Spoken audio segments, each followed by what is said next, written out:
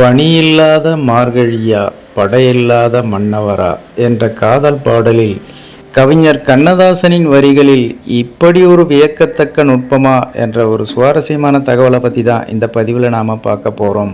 அதை பார்க்கறதுக்கு முன்னாடி ஹாய் ஃப்ரெண்ட்ஸ், சி இளங்கோ. வணக்கம், welcome back to my channel. நீங்கள் இன்னும் நம்முடைய சேனலுக்கு சப்ஸ்கிரைப் பண்ணலைன்னா உடனே ஒரு லைக் போட்டு சப்ஸ்கிரைப் பண்ணி சப்போர்ட் பண்ணுங்க. வாங்க பதிவிற்குள் போகலாம்.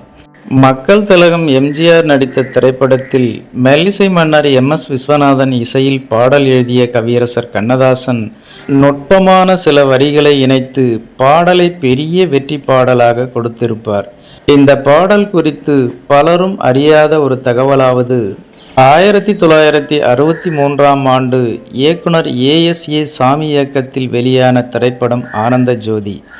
ஜாவர் சீதாராமன் கதை எழுதிய இந்த திரைப்படத்தில் எம்ஜிஆர், தேவிகா, MR ராதா, அசோகன், மனோரமா உள்ளிட்ட பலர் நடித்திருந்த நிலையில் கமலஹாசன் குழந்தை நட்சத்திரமாக நடித்திருந்தார்.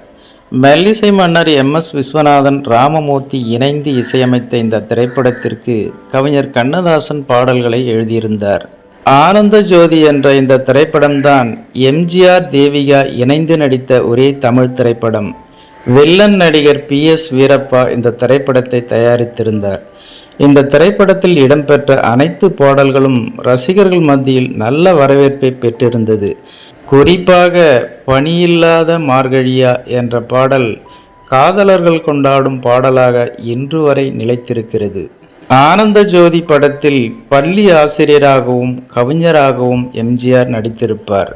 இதன் காரணமாக இந்த திரைப்படத்தில் கவிநயத்துடன் பாடல்கள் இடம்பெற்றிருக்கும். அந்த வகையில் வந்த பாடல்தான் பனியில்லாத மார்கழியா படையில்லாத மன்னவரா என்ற பாடல். இந்த திரைப்படத்தில் பள்ளியில் உடற்கல்வி ஆசிரியராக இருக்கும் எம்ஜிஆர் மீது கொலை குற்றம் சுமத்தப்பட்டுள்ளது.